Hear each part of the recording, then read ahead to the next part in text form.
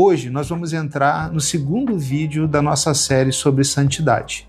No primeiro vídeo eu fiz uma pequena introdução e te incentivei a viver a santidade de maneira prática no seu dia a dia. Hoje a minha proposta é aprofundar um pouco mais nesse assunto, entrando em um dos pontos que falamos bem rápido no primeiro vídeo.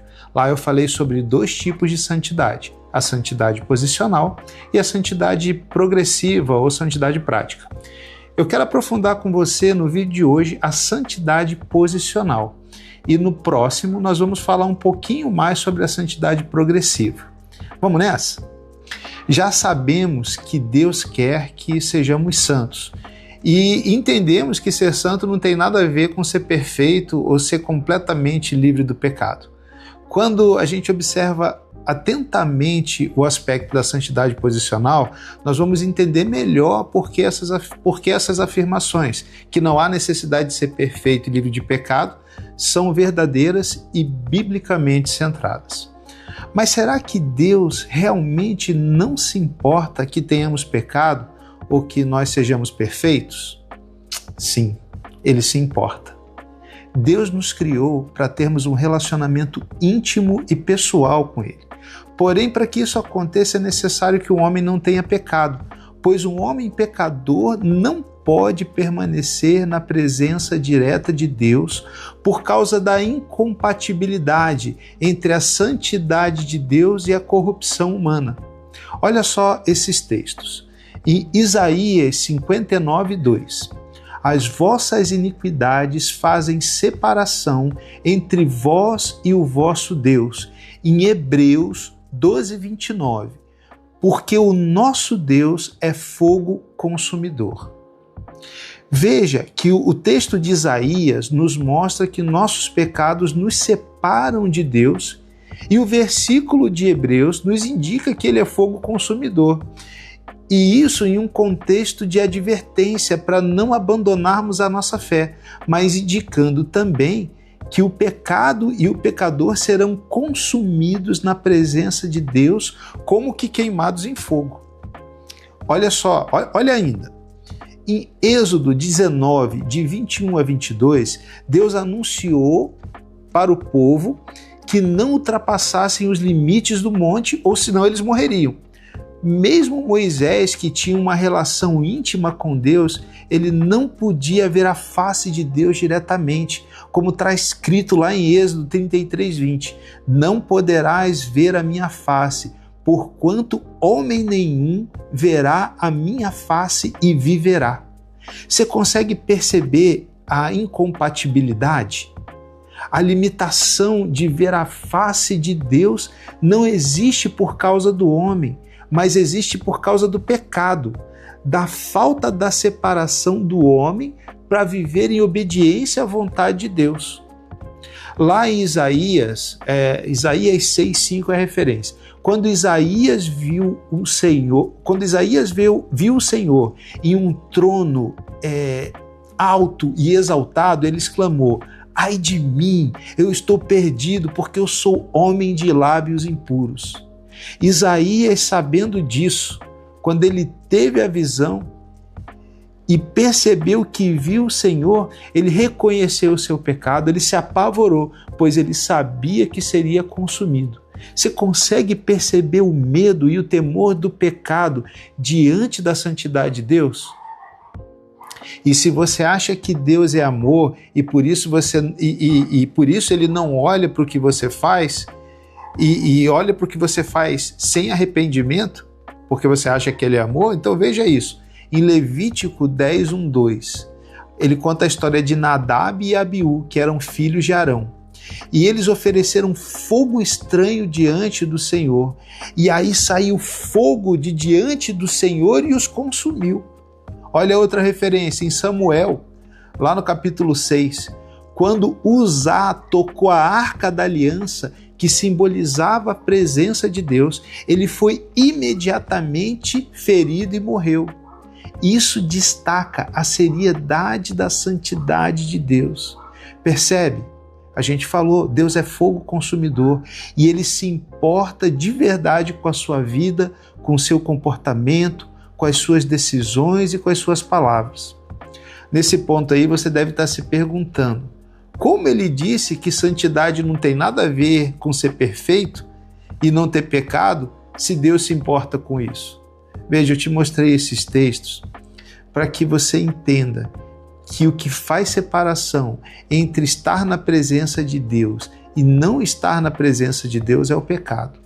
E você precisa entender que o pecado não faz parte da natureza do homem.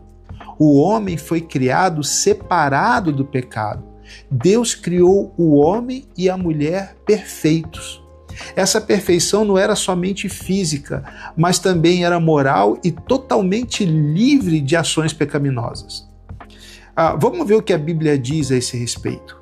Em Deuteronômio, capítulo 32, versículo 4, o texto afirma o seguinte: ele é a rocha, suas obras são perfeitas, porque todos os seus caminhos são justos. O texto afirma que as obras da mão de Deus são perfeitas, olha isso. No livro de Gênesis, capítulo 1, lá no versículo 26, Deus mostra uma das obras de suas mãos. Façamos o homem a nossa imagem e conforme a nossa semelhança. Criou Deus, pois, o homem à sua imagem, e a imagem de Deus o criou. Homem e mulher os criou. E após criar o homem e a mulher, Deus declarou: tudo era muito bom. Cara, perceba só. Isso indica que o homem, em seu estado original, não possuía defeito, não possuía pecado, pois as obras das mãos de Deus são perfeitas. O homem e a mulher foram criados moralmente perfeitos, com capacidade de escolher o bem e viver em obediência a Deus. Em Gênesis 2:25, ora, um e outro, homem e sua mulher, estavam nus e não se envergonhavam. Gente, esse era o estado de pureza e de simplicidade do homem na criação. Mas aí, lá em Eclesiastes 7:29, ele nos traz uma realidade. Eis que tão somente achei que Deus fez o homem reto, mas ele se meteu em muitas astúcias. Nós precisamos entender que o pecado foi uma escolha do homem. Precisamos entender que Deus não é o criador do pecado, não é o autor do pecado. E é isso que o autor de Eclesiastes quer dizer quando ele aponta para o fato de o homem se meter em suas astúcias. O sentido aqui é do homem querer levar uma vantagem desobedecendo o Criador. Isso é pecado.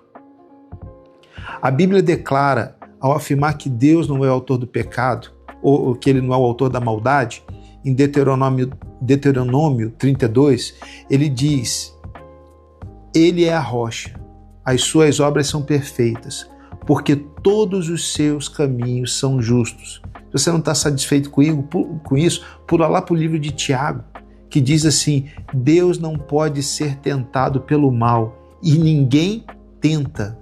Deus criou o homem sem pecado, mas permitiu a liberdade de escolha como parte da sua criação perfeita. Eu sei que existe uma corrente de pensamento teológico que encara isso de uma outra forma. E a gente pode até abordar esse assunto em outro tipo de programa, outro tipo de vídeo. Mas aqui eu quero chegar a um entendimento com você. O nosso tema aqui é santidade. E é importante você perceber que assim como pecar foi uma escolha, nós podemos escolher também não pecar. Deus nos deu essa capacidade.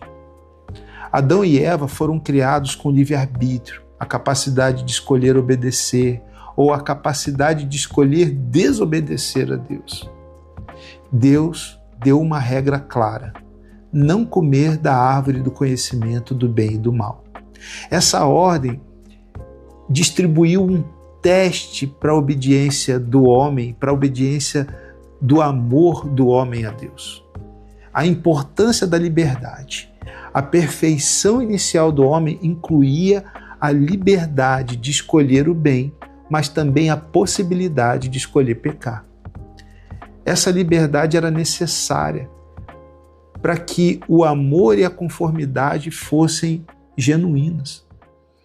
Você está acompanhando o meu raciocínio?